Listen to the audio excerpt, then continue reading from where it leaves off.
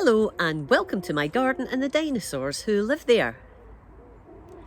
We're on Sunday the 21st of July.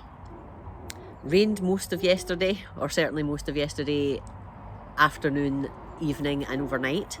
So it's a bit damp here today, but I think we're going to get a day that doesn't have any rain, which would be lovely. And so I'm going to spend it out in the garden doing lots of things. I've got some crops to harvest. I've got some crops to actually transplant and pop out. I have got some plans. I've always got a cunning plan. If you ask my husband Tom, I'll talk about my cunning plans, and then he sort of goes pale and thinks, oh my goodness, what are you thinking of now? So yeah, I have got some plans for the garden and I want to kick some of those off today, and I'll have a chat to you about what those plans are as well. But they do relate to improving the growing area, improving the look of the garden and the structure in the garden. So yeah, watch this space later in the video and you'll see what I'm talking about there. Anyway, enough talking. I think it's about time I got up and at it and get some stuff done today, because there's a list as long as your arm of things that need done, and if I can tick off a few of those, it would be wonderful. So I've got a couple more pots of first early potatoes that I want to harvest. They're Caledonian Pearl and they've been in since the 23rd of March. So they've done all the growing that they're going to do, I think. So let's get them harvested and see what we've got.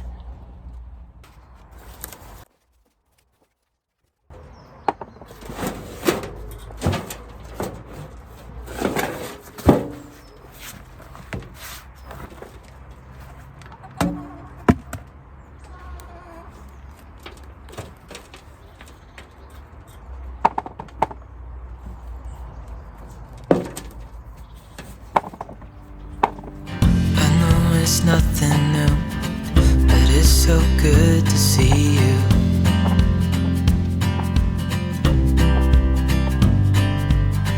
We do this every day, and I'm still so amazed by you. So hold me tight through the night.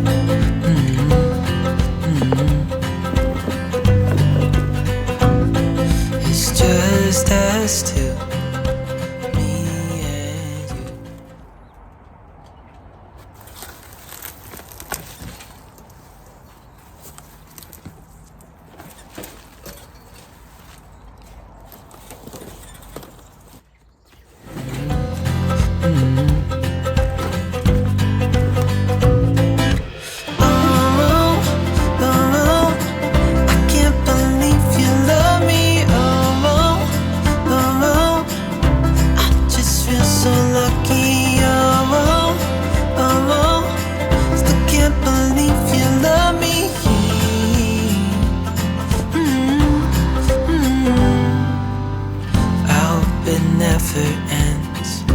Being more than friends, yeah.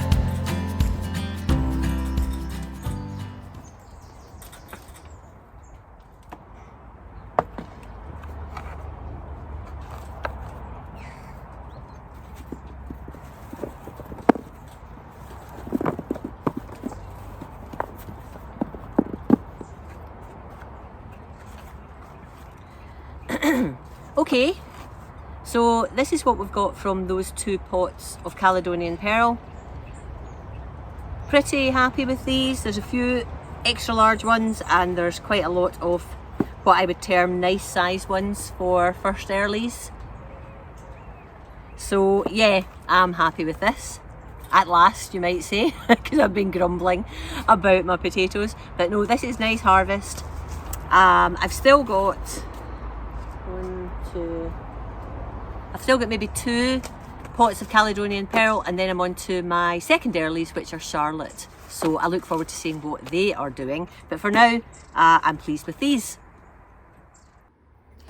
There's a couple of nice heads of broccoli in this broccoli bed that I want to get this morning.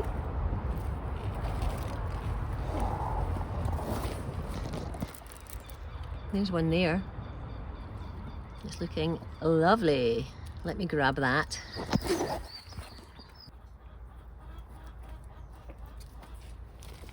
There we go.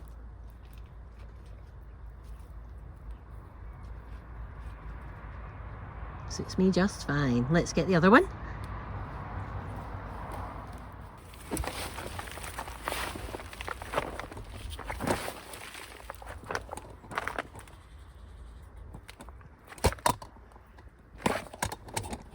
This one's pretty huge, actually. I'm just getting it in time, I think.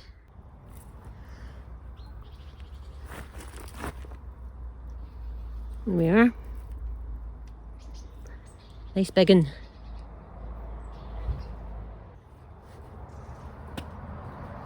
Well, that's not a bad harvest for 8 o'clock on a weekday morning. Look at this. This is a cracking big broccoli. And then we've got another one which is big in its own right, and a little dinky one that came off at the same time. And then we've got some nice first early potatoes. So lovely. Very happy with that. After harvesting some really large broccoli or calabrese in the other beds, this little bed is not providing as bountiful harvest. As you can see, I had 6 plants in here. One's already been removed, but they were hanging about in pots for a while, and whether they just got a bit stressed, and I put them in here and the plants have grown, but we're not getting much in the way of broccoli. So I'm just going to, I mean, there might be wee tiny shoots coming, but I'm just going to hoik these out. I'm going to harvest the little heads that I have, and this bed actually is going to be used for leeks next. So yeah, I'll pull these out, I'll take the florets off, and then the chickens and the quail will benefit from the lovely leaves.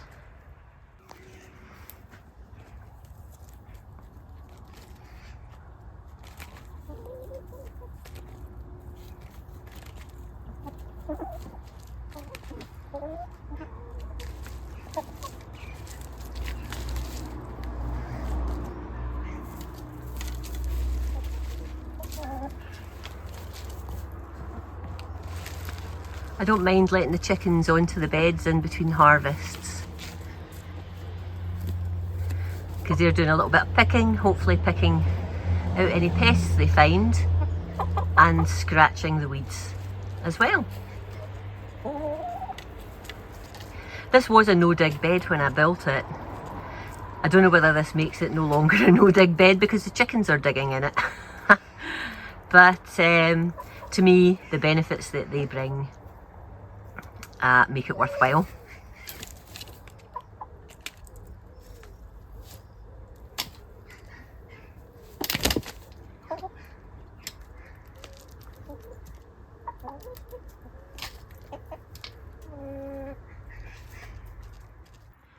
So 3 or 4 weeks ago I popped some seeds in this cell tray, a variety of them, just to get a number of little plants that I could then pop around, dot around in beds in the garden.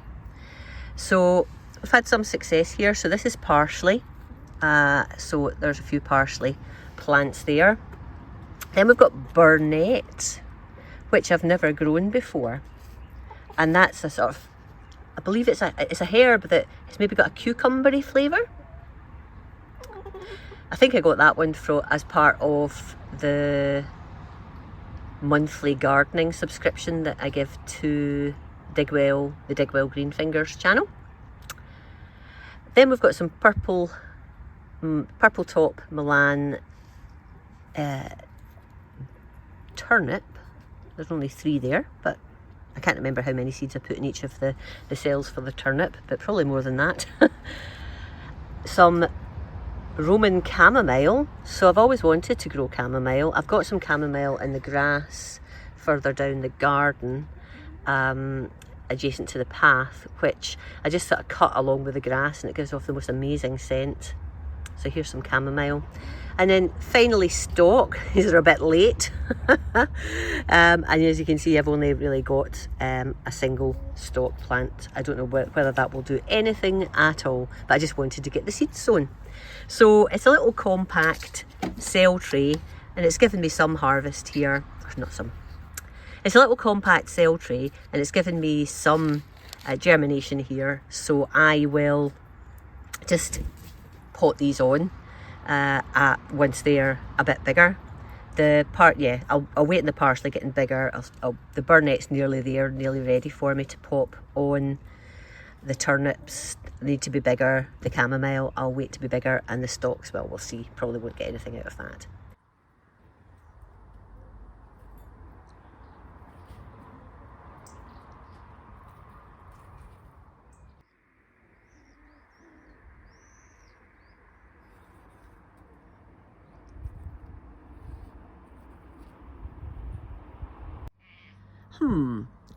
What could these be at the back door?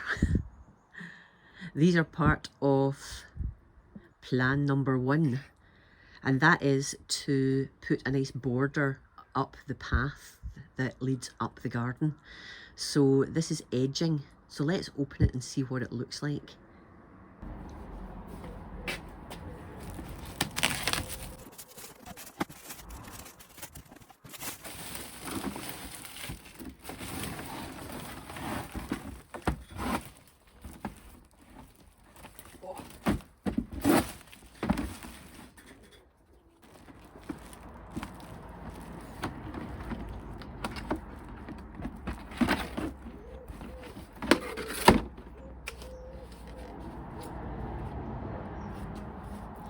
There we go.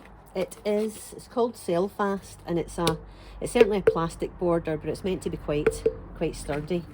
And if you look here, there's 2 out of the 4 tubes are embedded into the ground, and so you'll get that effect along the edge of the border. So let's see how easy this is to install.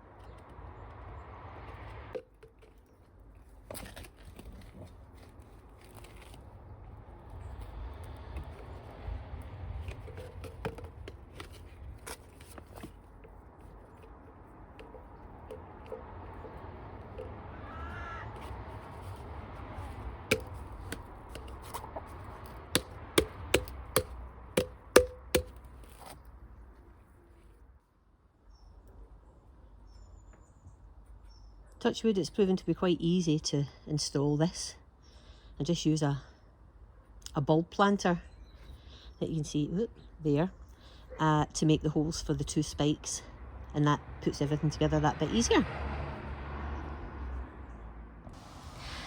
These are giant winter leeks, and yeah, they're not huge yet, but I would like to get them into this bed. If I have a look, yeah, I can see that there's some roots coming out the bottom. So this bed had some, what was in here? There was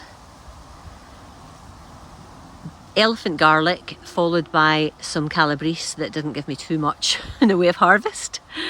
And now I'm going to pop these in, and these will stay here until they are big enough to harvest. Now they're in their own little root ball, if you know what I mean. So I'm not going to take the earth away and plant them in a sort of classic way of planting leeks. I'm just going to dib a big hole and plonk this in.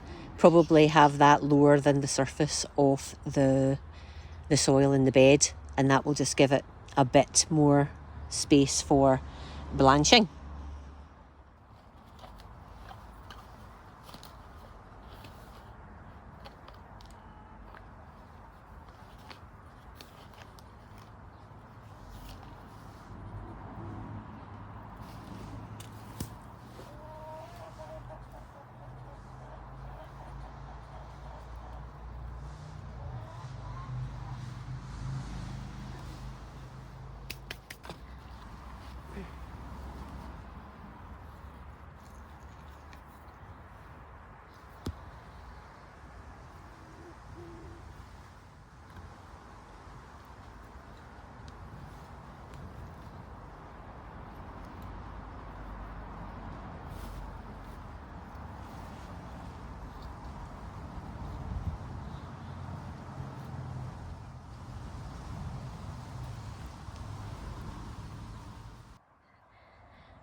There we go, that's 16 giant winter leeks. There's a wee tiny bit of space here at the front, so I'm going to sow something in there. I may sow some beetroot, actually, just a row of beetroot at the front there, and see how that goes.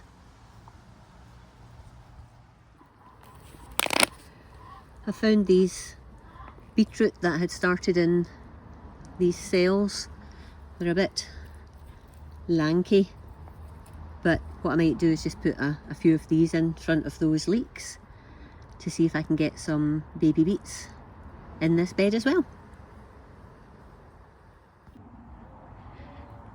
There we go, 4 little bunches of beetroot seedlings to join the leeks in this bed.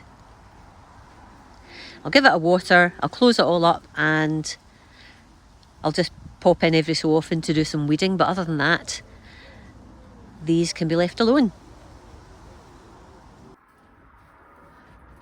I've been taking cuttings to try and get myself some free plants. So at the back there are 4 cuttings from a lovely pink rose that I have growing in the garden. I don't know what variety it is. Then I've got some hebe, some pieris, and some viburnum. So don't know how they'll fare. I'm hoping that 1 or 2 from each of these pots will survive, but we'll see. I've got more cuttings to take. I've got some other roses to take cuttings from, for example, and I'll do that in a little while once I've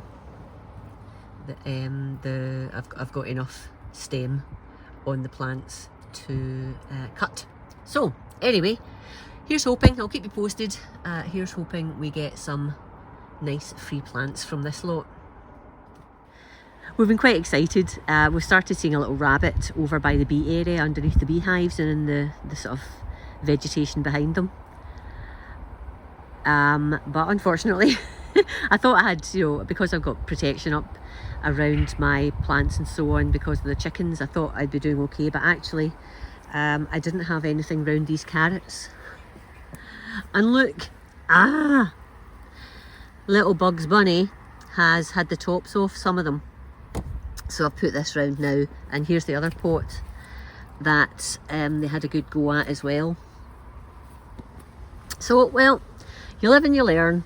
As I say, it was nice seeing the rabbit, and it can help itself to some things, but hopefully I have now protected the things I don't want it to help itself to. And just while I'm here, here's my apples. Woohoo! Still doing okay. Well, actually, it's looking a little bit spotty, as is that one, but anyway, we'll see how they go.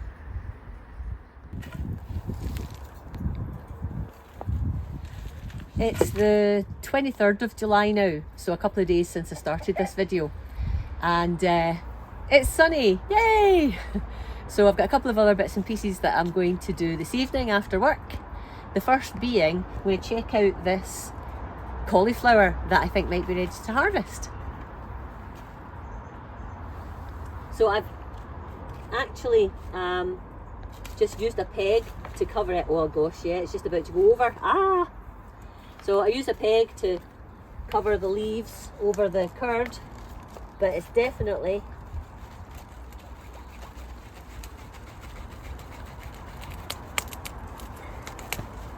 needing harvested. Actually, it's probably just a bit beyond. I should have taken it at the weekend like I was going to do, but we're still okay to eat this, and it's quite a nice size little cauliflower.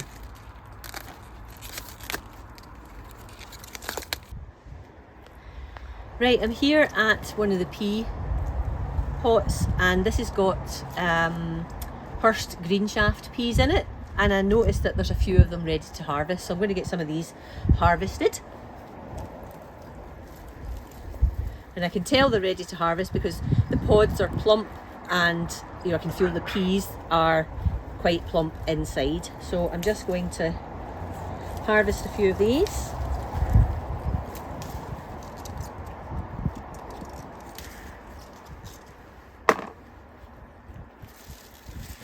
It's just a relatively small number of plants here, but it's given me a nice little harvest, I think. I've been around this one and used it as snacks, you know, taking off the odd pod and had a little munch on it as I've been in the garden.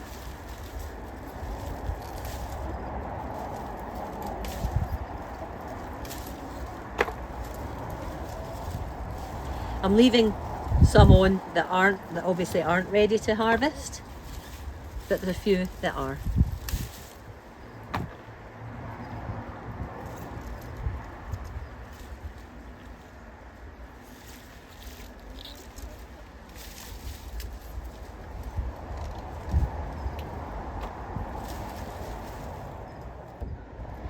Okay, next to the Hurst green shaft we have some Kent blue peas, and these are going to be harvested as Monge 2, and it's quite a lot actually. It's done really well. The flowers on this plant are just amazing, and I've shown you that in earlier videos. The flowers start really vivid blue and then become purple, and it's a heritage variety, and I was given these seeds to try, and they seem to have done really well. So I'm going to harvest some of the Monge 2, and then I'm going to I'll probably get another harvest actually, because there's plenty on this, and then a little bit later down the line I'll leave some of the peas to ripen, and I'll use those as seed for next year.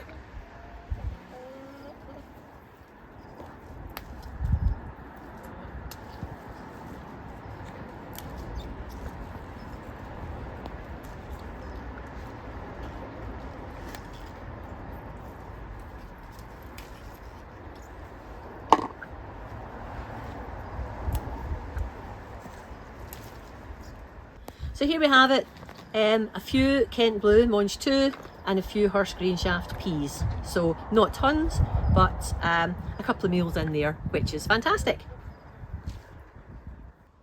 There we go, a bit of a weird and wacky harvest today. Just got the cauliflower in time, a little Lakeland lettuce. I've taken some of the outside leaves off for the chickens.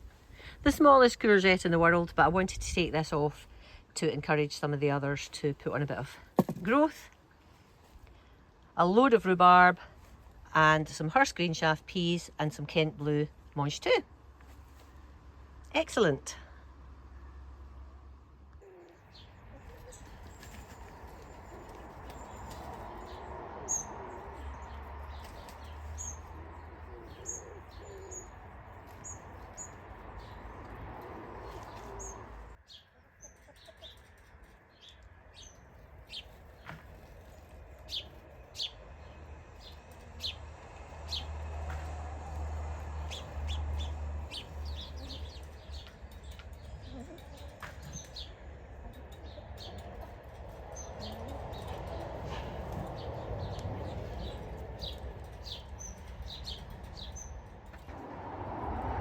So you can see what it looks like so far.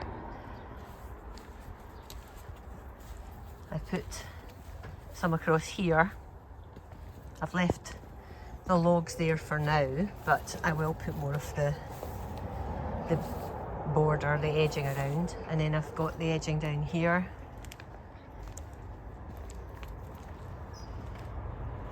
Along there,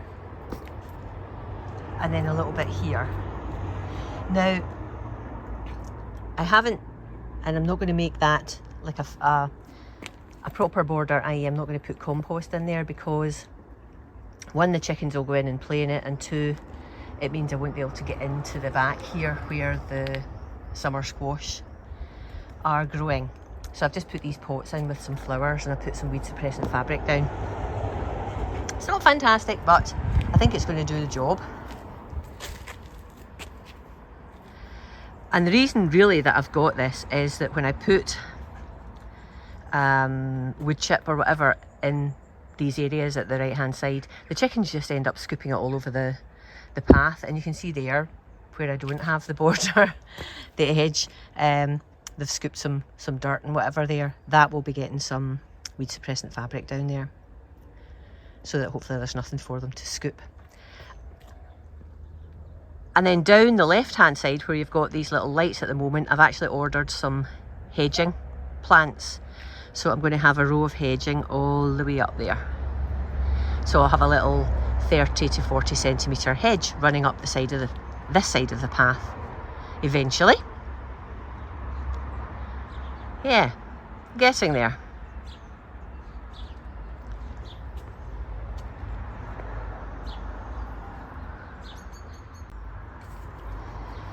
The other thing I've got planned that I'll do later on in the year when I have some time is I'm going to make this into a pond.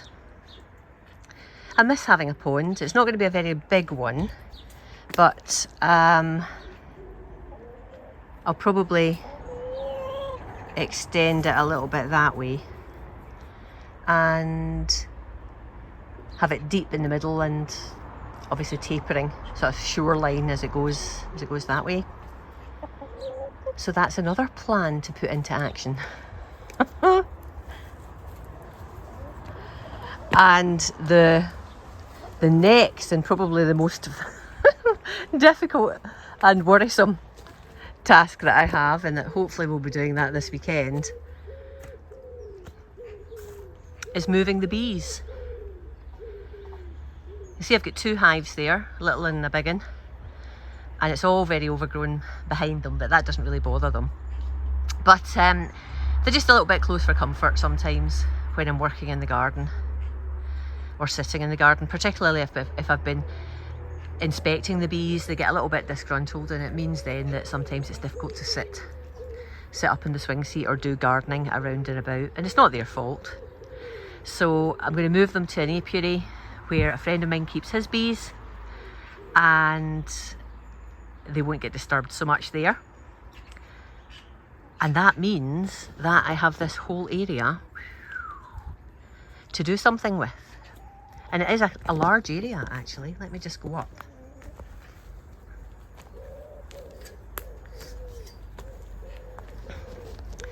So you can see there's tons of weeds and stuff overgrown here. And there's a rotten log pile there. I would say it is, let's just piece it out. Watch out, chickens. 1, 2, watch out, 3, 4, 5. Sorry, it's about 5 metres by 4 metres, I think. Maybe even more. Because that was me being very, very conservative. So, yeah. Once we get this all cleared, there's going to be tons of space up here. And my initial thoughts are, once we get this all down, I'm going to have some shrubs here, some maybe ornamental shrubs, and then maybe fit in a couple more metal raised beds here as well. So yes, lots to think about. My main challenge, as I say, this weekend is moving these hives, because I've got to do it in my car. So as you can imagine, I'm going to have to secure everything down and make sure the bees don't come out in the car. And I also have to break this hive down into bits because it's too big and too heavy to put into the car. So even that in its own right is a challenge, trying to clear bees from different boxes and then secure the boxes without any bees that remain in there escaping. So yeah, hopefully keep your fingers crossed for me.